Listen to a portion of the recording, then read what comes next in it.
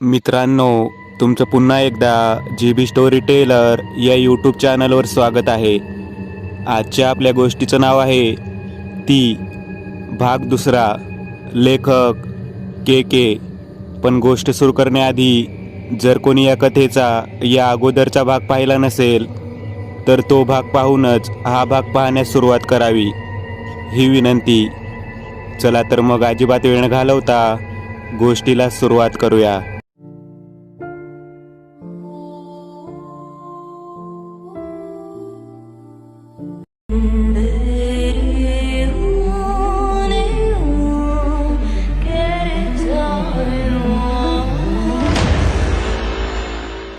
दुपार झाली होती, पण डोक्यातून ते स्वप्न काही जात नव्हतं. काहीच कळत नव्हतं, पण कोणाला सांगताही येत नव्हतं. लग्नाची खरेदी आणि सगळी धावपळ घरात सुरू झालेली होती, पण माझं कशातच लक्ष नव्हतं. का कुणास ठाऊक, पण मनात एक विचार येऊन गेला की जिथून हे सगळं सुरू झालं त्याचा अंत करायचा उपाय सुद्धा त्याच जागेवर मिळेल. मनात भीती होतीच, पण तरीही मी ठरवलं होतं, रोज रोज मरण्यापेक्षा एकदाच या गोष्टीचा निकाल लावायचा. 4 वाजता आई, प्रिया आणि सीमा खरेदीला जाणार होत्या. माधवपूरला लागूनच एक कपड्याचे आणि दागिन्याचे मोठे मार्केट होते, त्यामुळे शहराकडे जायची गरज नव्हती. मी ठरवलं की तीच वेळ टेकडीवर जाण्यासाठी योग्य आहे. दुपारी जेवण वगैरे झालं आणि 4 वाजता तिघीही बाहेर निघाल्या. मामा सुद्धा कामानिमित्त बाहेर गेला होता. बाबा रूममध्ये झोपले होते. मामी तिच्या नात्यात कुठंतरी गेली होती. मी निघालो. टेकडीच्या पायथ्याशी मी येऊन पोहोचलो. मनात धाकधूक होती, कारण त्या जागेची दहशत म्हणा किंवा तिथं असलेली नकारात्मक शक्ती. तिथे सहसा कोणी येत जात नसे. टेकडीच्या पायथ्याशी एक चहाची टपरी दिसत होती. एक बाई तिथं चहा करत असल्याचं लांबून दिसलं. मी तिच्या समोरून टेकडीकडे जाऊ लागलो. तिने मला मागून आवाज दिला, "ओ पाहुणं, तिकडं कुठे निघाले?" मी मागे वळून पाहिलं. "का, काय झालं? तिकडे जायला बंदी आहे का?" मी म्हणालो. "नाही हो, बंदी कशाची? पण ऐका, नका जाऊ. या टायमाला तर नका जाऊ. वंगाळ जागेपासून शक्य तितक्या लांब राहिलेलं बरं," ती सांगू लागली. "काही नाही, आलोच पाय मोकळे करून." मी असं म्हणत टेकडी चढू लागलो. हळूहळू मी टेकडीवर आलो आणि तो पडीकवाडा मला दिसू लागला. अगदी होता तसाच. एक दगडही इकडचा तिकडं हलला नव्हता. जणू काही माझीच वाट बघत होता इतके वर्ष. माझ्या छातीत धडधड वाढू लागली. पण मी हा विचार केला की इतके वर्ष तसाही मी भीतीतच जगतोय. आज होऊन जाऊ दे, काय व्हायचंय ते. कमीत कमी ती होती कोण ते तरी कळलंच पाहिजे. मी वाड्याच्या पडक्या प्रवेशद्वारासमोर पोहोचलो. आतमध्ये अंधार होता. मोबाईलचा टॉर्च सुरू केला आणि मी देवाचं नाव घेऊन आत शिरलो. टिटवीचा आवाज कानावर पडला आणि क्षणभर मी दचकलो. पण आता ती टिटवी जोरजोरात ओरडत होती. जणू काही ती कोणाला तरी सांगत होती, "तो आलाय." मी हळूहळू सावधपणे चालत होतो. मध्ये मध्ये 2-3 वेळा अंधारात विचित्र आकृती दिसल्याचे भास देखील झाले, पण तो मनाचा खेळ होता हे समजून मी पुढे चालत राहिलो. घाम फुटला होता. हळूहळू चालत मी त्या आतल्या खोलीच्या दाराजवळ येऊन पोहोचलो. आतमध्ये काळोखच काळोख होता. मी टॉर्चची लाईट त्यावर टाकली. माझी नजर खोलीच्या भिंतीकडे गेली. भिंतीवर 1 ते 25 असे आकडे लिहिले होते आणि सगळ्या आकड्यांवर काट मारलेली होती. सगळंच विचित्र वाटत होतं. खोलीत जाळ्या जळमट आणि धुळीखेरीज काहीच नव्हतं, पण एक अतिशय गंजलेला असा लोखंडी दिवा मात्र दिसत होता. त्या दिवशी याच दिव्यासमोर ती बसलेली होती. माझ्या लक्षात आलं. मी मागे वळलो आणि परत त्या अंधारातून मार्ग काढत वाड्याच्या प्रवेशद्वाराकडे चालू लागलो. तिथं कोणी नाही हे समजल्यामुळं माझी भीती बरीच कमी झालेली होती. मी तिथून बाहेर आलो. टेकडीवर इकडं तिकडं बघितलं, पण तिथं कोणीच नव्हतं. टेकडी उतरून मी खाली येऊ लागलो. वाटलं जरा चहा घ्यावा. टेकडीच्या पायथ्याशी पोहोचलो, पण टपरी बंद होती. मी टपरीच्या इथे येऊन थांबलो होतो. तितक्या समोरून एक माणूस सायकलवर येताना दिसला. टपरीजवळ येऊन त्याने सायकल स्टँडवर लावली. थांबा साहेब, आताच उघडतो टपरी, लगेच चहा बनवून देतो, तो म्हणाला. त्या मावशी कुठे गेल्या, ज्या थोड्या वेळापूर्वी इथं होत्या? मी विचारलं. कोण? मी तर आताच येतो तुमच्या समोर, टपरी उघडतोय, तो म्हणाला. नाही अहो, मगाशी एक बाई इथं चहा करत उभी होती, अगदी वयस्कर अशी होती. मी चकित होऊन सांगू लागलो. कसं शक्य आहे साहेब? अहो मी मालक आहे, माझ्याशिवाय कोण उघडू शकत नाही टपरी, तो म्हणाला. माझी वाचाच बसली. म्हणजे ती बाई जी मला दिसली ती तीच तर नव्हती. मी थरथर कापत होतो. मी घरी आलो. आई आणि प्रिया त्यांनी केलेली खरेदी बाबांना दाखवत होत्या. मी पोहोचलो तेव्हा त्यांचं आपापसात बोलणं सुरू होतं. सीमा मध्येच कुठे निघून गेली? आईने प्रियाला विचारलं. तिच्या कुठल्या तरी मैत्रिणीचा फोन आलाय म्हणे, ती त्याच भागात राहते म्हणून तिला भेटायला गेली ती, प्रिया म्हणाली. मी ते ऐकून खोलीत आलो. संध्याकाळी सगळे जेवण करून गप्पा वगैरे मारून झोपलो आणि आज 25 वर्षात पहिल्यांदा शांत झोप लागली मला. कारण का कुणास ठाऊक आज मला ते स्वप्न पडलं नाही.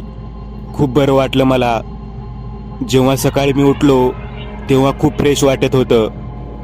पुढचे 2 दिवस अगदी छान गेले. ना कसले भास ना निगेटिव्हिटी. तसेच ती काळ्या पदरात चेहरा लपवलेली स्त्री सुद्धा मला गेल्या 2 ते 3 दिवसात दिसलेली नव्हती. आणि शेवटी ज्या क्षणाची वाट बघत होतो तो क्षण आला. आज माझं आणि सीमाचं लग्न होतं. लग्न व्यवस्थित पार पडलं आणि आम्ही त्याच दिवशी परत आमच्या घरी पोहोचलो. या 2 ते 3 दिवसात मला ते स्वप्न एकदाही पडलेलं नव्हतं. मला वाटत होतं की माझ्या मागे लागलेली पीडा आता संपली आहे. तुझ्या येण्यामुळं मला काय मिळाले हे शब्दात सांगता येणार नाही. सीमाचा हातात हात घेत मी तिला सांगू लागलो. बोला ना, काय मिळाले? तिने विचारलं.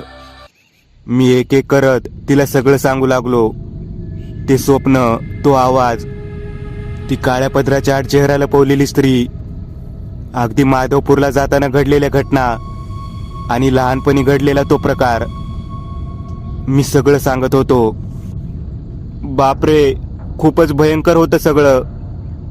जर माझ्या पायगुणामुळे तुमच्या मागची संकट नाहीशी झाली असतील तर मी स्वतःला भाग्यवान समजेन, ती म्हणाली. रात्री आज खूप शांत झोप लागली होती. मध्यरात्री आपोआप जाग आली. मी कूस बदलून सीमाच्या बाजूला वळलो.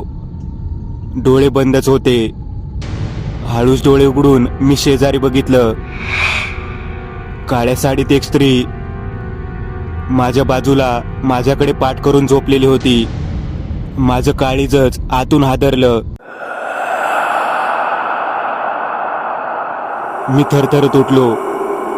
खोलीत सीमा कुठेच नव्हती. पलंगाच्या बाजूला उभा राहिलो. मी स्तब्ध होऊन तिच्याकडे बघत होतो. तिने कूस बदलली. तेज डोळे आणि पदराच्या मागे झाकलेला चेहरा.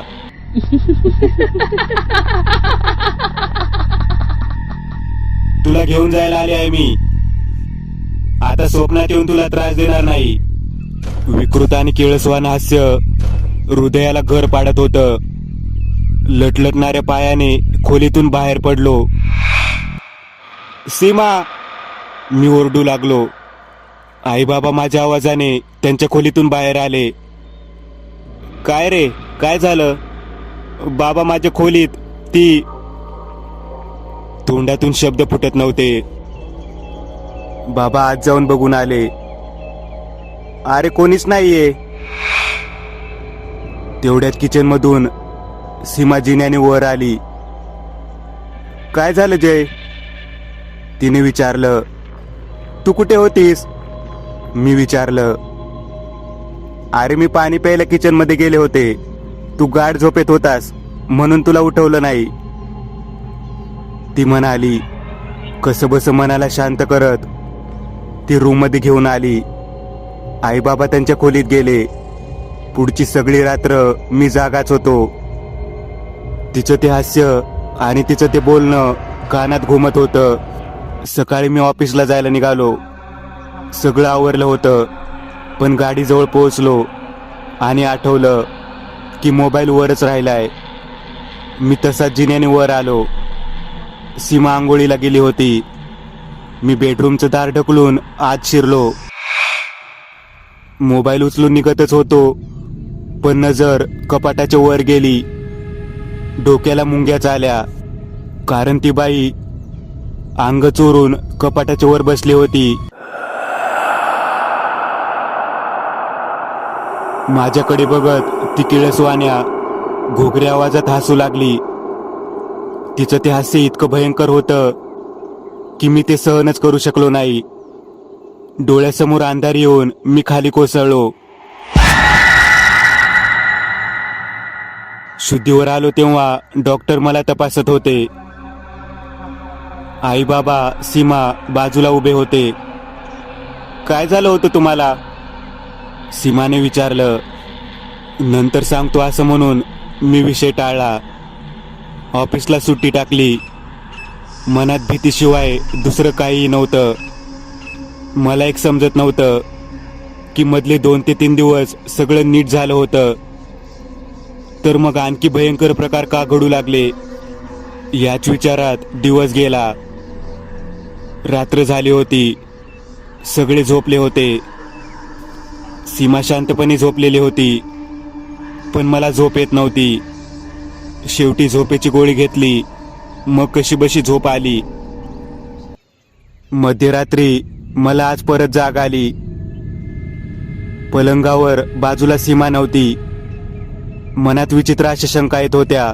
जेव्हापासून सीमा घरात आली आहे तेव्हापासून ती बाई जी मला स्वप्नात दिसायची ती आता प्रत्यक्षात दिसली आहे. याचा अर्थ काय असेल? जेव्हा सीमा समोर असते तेव्हा ती बाई समोर येत नाही, पण सीमा नसते तेव्हा ती समोर येते. विक्षिप्तपणे हसते. याचा अर्थ काय?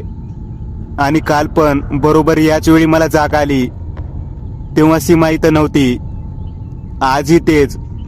म्हणजे मला जे वाटतंय ते खरं आहे का, की सीमाचं रूप घेऊन ती या घरात आली आहे? याच विचारात एक गोष्ट मला खटकली. लग्न झाल्याच्या दिवसापासून सीमाचा काका दिसला नव्हता. म्हणजे सगळं एक षड्यंत्र होतं. मला काही करून माधवपूरला यायला भाग पाडण्यासाठीच. आणि मी त्यात अडकलो. यावरून मला अजून एक गोष्ट आठवली. शॉपिंगच्या मध्ये सीमा अचानक कुठतरी गेली होती आणि त्याच वेळी मी टेकडीच्या पायथ्याशी त्या बाईबरोबर बोलून वाड्यात गेलो. आणि नंतर समजलं होतं की अशी कुठलीच बाई तिथे टपरी चालवत नाही. यस, म्हणजे सीमा आणि ती या दोन्ही एकच आहेत. यातून माझं काय होणार? मी वाचीन का? मी या विचारात होतो. तितक्यात खोलीचं दार ढकलून सीमा आत आली. तिच्या कपाळावर कुंकवाचे अंश दिसत होते. वास्तविक ती फक्त भांगात कुंकू भरत असे, पण आता तिच्या कपाळावर कुंकू दिसत नव्हतं. काय हो, तुम्ही तर झोपला होतात ना? मला जाग बघून ती थोडी बावचळल्यासारखी वाटत होती. हो, पण तू कुठे गेली होतीस? मी विचारलं. कुठं नाही, इथेच खाली किचनमध्ये. ती अवघडल्यासारखं वागत होती. बेडवर पडून तिने पांघरून अंगावर घेतलं आणि ती झोपली.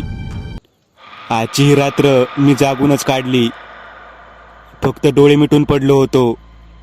सीमाच्या हालचालीवर माझी नजर होती. सकाळी 9 वाजता मामाचा फोन आला माझ्या मोबाईलवर. बोल मामा. मी फोन उचलत म्हणालो, अरे एक विचारायचं होतं. सीमाचा काका आलाय का तिकडे? त्याने विचारलं. नाही रे, पण का विचारलंस? अरे लग्नाच्या संध्याकाळी तुम्ही इथून गेलात, त्यावेळेनंतर तो दिसलाच नाहीये. मला काळजी वाटत आहे. त्याचा फोन पण बंद आहे. सीमाला काही बोलू नकोस, ती उगाच काळजी करत बसेल. पण ते गेले कुठं असतील? त्यांच्या गावाला विचारपूस केलीत का? मी म्हणालो. हो केली, ते तिथं पण नाहीयेत. त्यांची बॅग आपल्याच घरी आहे, म्हणजे नक्कीच ते स्वतःहून गेले नाहीयेत. काहीतरी झालंय, मामा म्हणाला. एक काम कर तू, पोलिसात कंप्लेंट देऊन ठेव. मी म्हणालो. हो, पण तू सीमाला आता काही बोलू नको. हो. फोन ठेवला आणि माझ्या मनात शंका आली. सीमानेच तर तिच्या काकाचं काही बरं वाईट केलं नसेल कशावरून? आता तर मला खात्री होऊ लागली होती की ती बाई आणि सीमा एकच आहेत. मला आज ऑफिसला जावंच लागणार होतं, कारण तसंही उद्या शनिवार होता, सुट्टीच होती. मी आंघोळ करायला बाथरूममध्ये शिरलो. शॉवरच्या पाण्यात उभा राहून मला एक एक गोष्ट आठवत होती, जी सीमावर माझे संशय बळकट करत होती. इतक्यात माझी नजर बाथरूमच्या खिडकीत गेली आणि अंगावर काटाच आला. ती बाई खिडकीत उभी होती, पण माझं बाथरूम पहिल्या मजल्यावर होतं, म्हणजे ही खिडकीला लटकलेली आहे. या विचाराने माझी वाचाच बसली. चेहऱ्यावर स्मित हास्य होतं तिच्या. मी बाथरूममधून बाहेर निघालो. काहीच कळत नव्हतं. छातीत धडकी भरलेल्या अवस्थेत मी कपडे बदलून त्या खोलीतून निघालो. आई, सीमा कुठे आहे? मी विचारलं. अरे ती टेरिसवर कपडे वाळत घालत आहे, आई म्हणाली. मी टेरिसवर गेलो. टेरिसवर मला खूप विचित्र दृश्य दिसलं. सीमा गच्चीच्या कटड्याच्या इथं उभी राहून तोंडातल्या तोंडात काहीतरी पुटपुटत होती आणि तिनेही काळी साडी नेसलेली होती. मला कळतच नव्हतं काय करू मी. ज्या गोष्टीने 25 वर्ष स्वप्नात येऊन त्रास दिला, ती गोष्ट आता घरात आली होती, माझी बायको बनून. आणि आता ती माझा जीव घेतल्याशिवाय जाणार नव्हती, याची खात्री झाली होती. मी पटकन तिथून निघालो आणि ऑफिसला आलो. दिवस कसा तरी ढकलला. घरी आलो. रात्री तिच्याशी जास्त न बोलता मी झोपलो. मध्यरात्री ती उठून कुठेतरी जायची आणि 1 तासाने परत यायची. आणि मुख्य म्हणजे मी तिला काळी साडी नेसून बाहेर जाताना पुढच्या 2 रात्री बघत होतो, पण तिच्या पाठीमागे जायची माझी हिंमत नव्हती.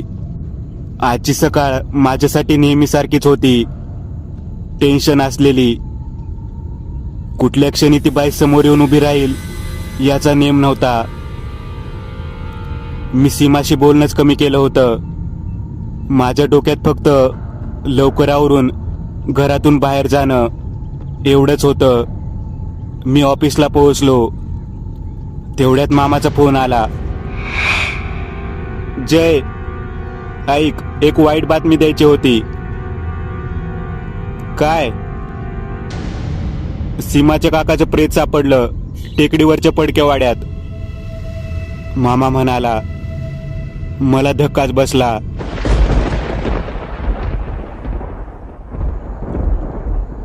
काय? कधी? मी विचारलं. आज सकाळी पोलिसांना त्यांचा मोबाईल लोकेशन ट्रॅक झालं. शेवट त्याचा फोन टेकडीजवळ ॲक्टिव्ह होता. त्यांनी तिथे शोध घेतला तेव्हा त्या पडकेवाड्याच्या आतल्या भागात प्रेत सापडलं. जमलं तर अंत्यविधीसाठी ये माधवपूरला सीमाला घेऊन. मामा म्हणाला, मामा मला माहीत आहे कोणी केलंय. मी तिथं पोहोचतो मग बोलू. मी आईला फोन लावला आणि सीमाच्या काकाबद्दल कळवलं. मी येतोय, लगेच निघू, मी म्हणालो. मी लगेच निघालो. घरी आलो. सीमा रडत होती, पण मला माहिती होतं की हे सगळं नाटकी आहे. 2 तासात आम्ही तिथं पोहोचलो. जावाई म्हणून सगळे विधी मलाच करायचे होते. ते सगळं उरकून मी मामाच्या जवळ आलो. तुझ्याशी बोलायचंय जरा, असं म्हणून त्याला बाजूला घेऊन गेलो. मला माहित आहे हे कोणी केलंय, मी म्हणालो. काय, कोणी केलंय? सीमाने. डोकं फिरलंय का तुझं? ती का करेल हे? आणि ती तर तुमच्या बरोबर होती ना. मग कसं शक्य आहे हे? ती काही करू शकते कारण ती एक पिशाची आहे. तीच बाई जी मला 25 वर्ष रोज स्वप्नात दिसून त्रास देत आलीये, ती हीच आहे. हे सगळं एक षडयंत्र होतं मला इथं आणायचं. 25 वर्षापासून एक चूक घडली होती माझ्या हातून. पडकेवाड्यात सुरू असलेली एक गुप्त आगोरी साधना मी नकळत बघितली. ती साधना करणारी ती स्त्री मला गेले 25 वर्ष त्रास देत होती. माझ्या मनात भीती होती या गावाची, म्हणून मी इकडे आलो नाही कधी. पण यावेळी मला यावंच लागलं. मला सांग, प्रिया किती वर्ष ओळखते हिला? मी विचारलं. 1 महिना. कुठंतरी इंटरव्ह्यूला भेट झाली, तिथून मैत्री झाली. मग तिला घरी घेऊन आली प्रिया. मग तिथून लग्नाचा विषय निघाला. काकाशी बोलणं झालं आणि मग तुझा विचार आला मनात. आणि मग हे लग्न ठरवण्यासाठी तुम्हाला बोलावलं. मामा म्हणाला, हो ना, म्हणजे बघ, तो माणूस तिचा काका पण नसेल, कोणीतरी बळीचा बकरा जो या षडयंत्रात अडकलाय. आणि त्याचं काम झालं म्हणून त्यालाही संपवण्यात आलं, मी म्हणालो. गेले 4 दिवस ही रोज रात्री उठून काळी साडी नेसून कुठेतरी जाते. माझ्या नकळत स्वप्नात दिसणारी बाई आता प्रत्यक्षात येऊन त्रास देते. सगळं काही ही घरात आल्यापासून. याचा काय अर्थ असेल दुसरा? मी म्हणालो. एक काम करू, आता घरी जाऊ. रात्र खूप झाली आहे.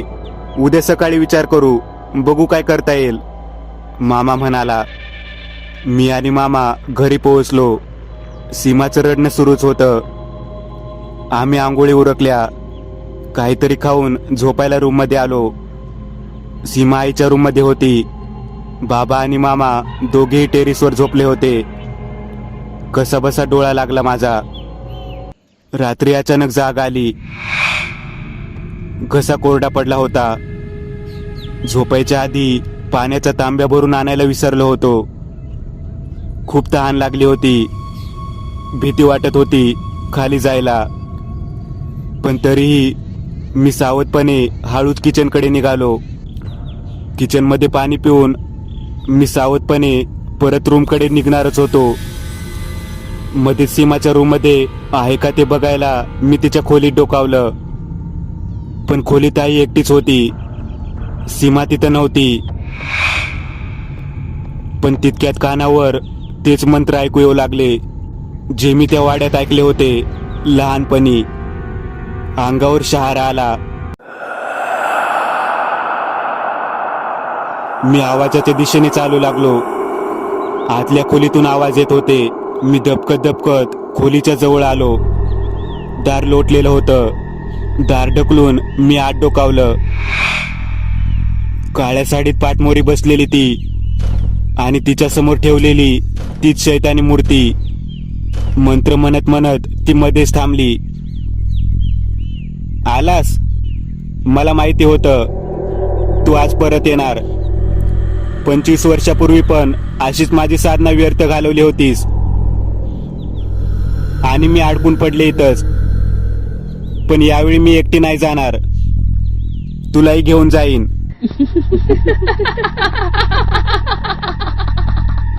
हसत हसत तिने मागे वळून बघितलं आणि माझं डोकं सुन्न झालं. मामी, म्हणजे ती तू होतीस? माझ्या पायाखालची जमीन सरकली होती. म्हणजे मी सीमावर संशय उगाच घेत होतो. हो, मीच ती. म्हणून तुला त्या दिवशी मी म्हणत होते, तिने सांजेला बाहेर जाऊ नकोस. तू माझ्या साधनेच्या आड आलास, नाहीतर मी कधीच मुक्त झाले असते. हे तुझ्या मामीचं फक्त शरीर आहे, त्याच्यावर माझा ताबा आहे. मीच ती पडक्या वाड्यात अडकलेली जाकीन. माझी साधना पूर्ण करण्यासाठी मला हवं होतं एक शरीर, एका तरुण स्त्रीचं. 26 वर्षापूर्वी ती पण अशीच तिने सांजेला त्या वाड्याजवळ फिरत होती. तेव्हा मी तिच्या शरीराचा ताबा घेतला होता.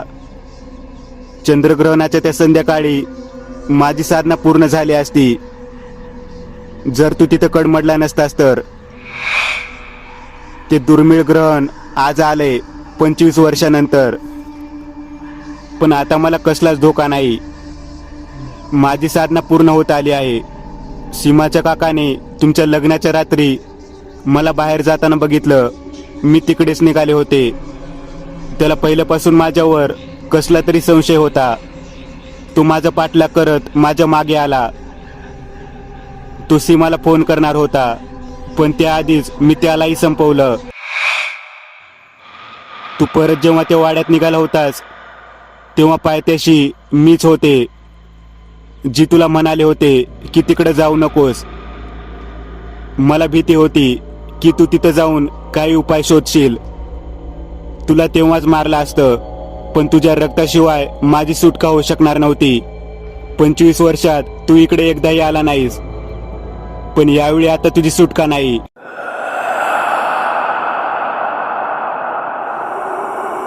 ती घोगऱ्या आवाजात हे सगळं बोलत होती. कानावर जोरजोरात महामृत्युंजय मंत्राचे आवाज पडले. माझ्या मागे सीमा उभी होती. तिनेही काळी साडी नेसली होती. हातात कमंडल होता. त्यातून तिने हातावर पाणी घेऊन मामीच्या अंगावर शिंपडायला सुरुवात केली आणि त्या मूर्तीवरही पाणी शिंपडले. ती मूर्ती विरघळू लागली.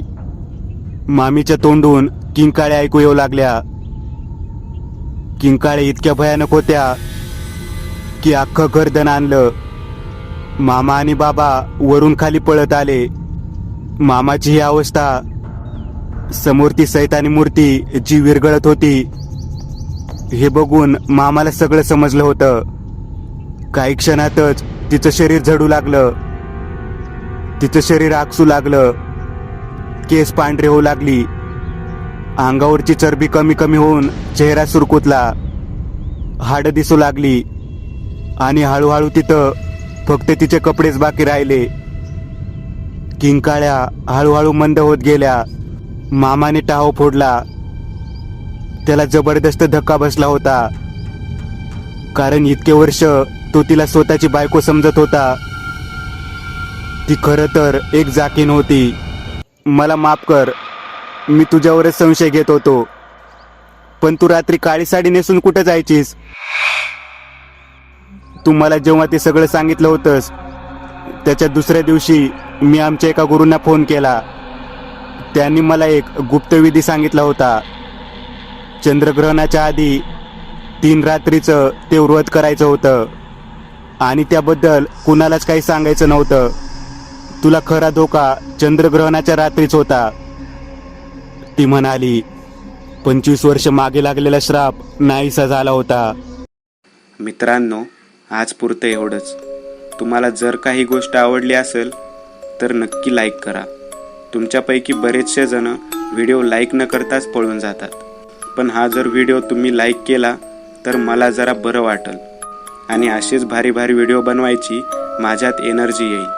त्यामुळे नक्की लाईक करा आणि अजूनही कोणी या चॅनलला सबस्क्राईब केलेलं नसाल तर लगेच सबस्क्राईब करून टाका आणि बाजूची घंटी ती मात्र दाबायला विसरू नका. देवाची घंटी आहे ती. चला तर मग पुन्हा भेटूया अशीच एक आगळी वेगळी गोष्ट घेऊन पुढच्या भागात.